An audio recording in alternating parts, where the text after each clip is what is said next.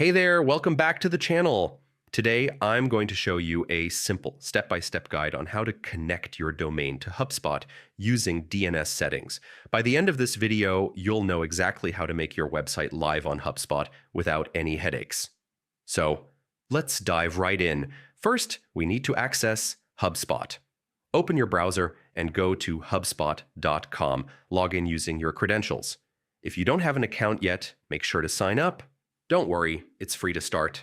Once you're logged in, you're ready to move on to the settings. Navigating to settings. Look at the top right corner of your dashboard for the settings button. It's either in the main navigation bar or under your profile icon. Click on it. This is your control center where you can manage almost everything about your HubSpot account. Locating domain settings. Inside settings, find the content section in the left-hand menu. Click on it and then select domains and URLs. This is the page where all your domain-related magic happens. Connecting your domain. Here's the key part. On the domains and URLs page, you'll see a button that says Connect a Domain. Click it.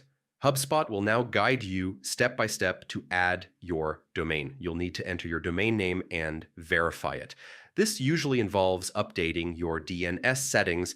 Think of this as telling the internet, yes, this domain belongs to HubSpot now. HubSpot will provide the exact records you need to add, like CNAME or A records, to your domain provider. Follow the instructions carefully. Once your DNS settings are updated, it may take a few minutes, or sometimes a couple of hours, for everything to propagate.